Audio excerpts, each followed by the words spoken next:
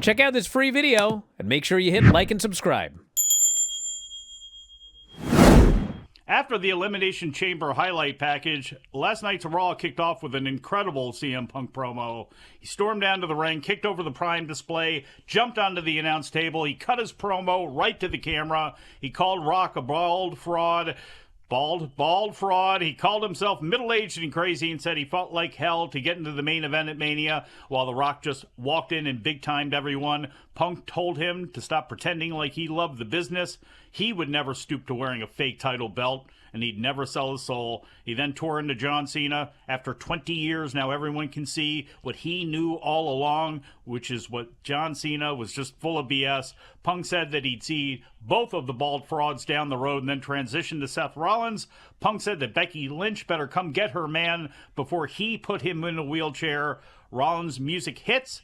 He comes out. He's not dressed like Liberace's stylist. Punk jumps off the desk. He starts running up the ramp. Rollins was waiting for him. It was on from there. Brawl, pull apart. Brawl, breakaway, pull apart. Constant with that. As they went into a commercial break, if you pay for the top tier of Netflix, you would see that they started brawling again. And then when we got back from break, it was a segment with the Judgment Day. But this whole thing went for, I don't know, about 10, 12 minutes. And a hell of a way to start the show, especially coming off of that great show on Saturday night. Yeah, I thought this was fantastic. What a hot start. And it was exactly what it should have been. These guys hate each other. And based on their actions, you could tell, boy, they wasted no time. As soon as they saw each other, it was on sight. They're like Peter Griffin and the chicken. They just will not stop going at it. And I thought it was one of the better brawls that I can remember. You know, really just great work for both guys.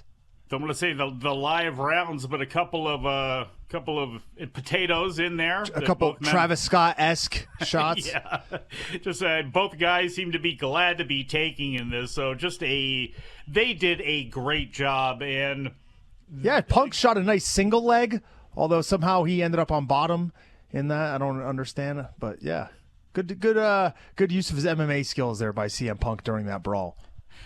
And it ended up being a theme throughout the show. Another theme throughout the show was references to what happened on Saturday night. This was very much WWE to me right now feels very much like when a wrestling promotion is hot, like in '86, me growing up with Crockett. And I always like going back to reference that because that's what WWE is like right now.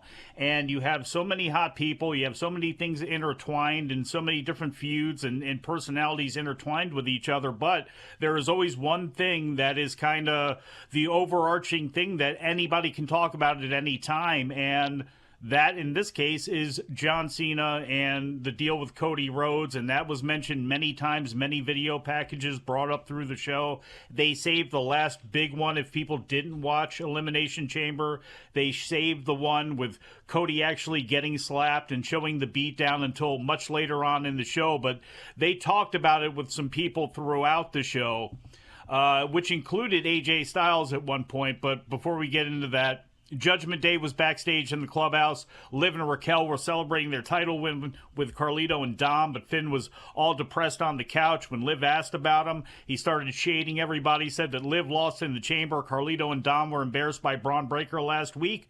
And Dom cut in to say, well, if we had another member, but Finn cut him off one more time and said we don't need another member. Tonight he'd be the one that takes care of Braun Breaker. We then got Gunther against Otis, non-title match. Everything that you would want this thing to be. Brian just was in rapture talking about it on Observer last night. Obviously, Otis is a guy that you expressed your appreciation for a little bit earlier on, Tom.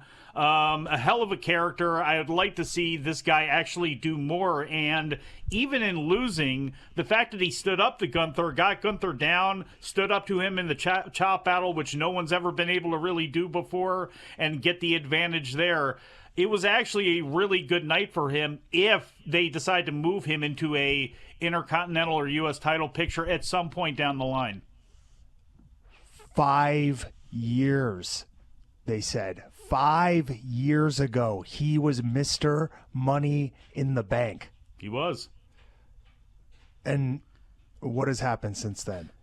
He has been buried repeatedly over and over, and he is still He's infinitely over. Like you mentioned, what a great character. This Otis guy, like when they decide, like, holy crap, like we've had this guy the whole time, now's the time to go with him. When they finally decide to do it, the crowd's going to be there for it. And I can't wait. Otis, I'll have to for a long time probably. It's going to be like it's going to be like Mark Henry, you know? Like when he's at the twilight of his career, when he's heading out, that's when he's going to be doing his best work because they're going to give him the ball then. Are you one of those youngsters today who listens to Spotify? I don't even know what it is. But I do know this. All of our podcasts are available at Spotify. You can head up right now and sign up. The easiest way to do so, f4wonline.com/Spotify. And for just $9.99 per month, you can listen to 84 podcasts on any given month. 84! 2 to 3 podcasts every single day covering pro wrestling and mixed martial arts. And if you think about $9.99 per month, that's just pennies per day.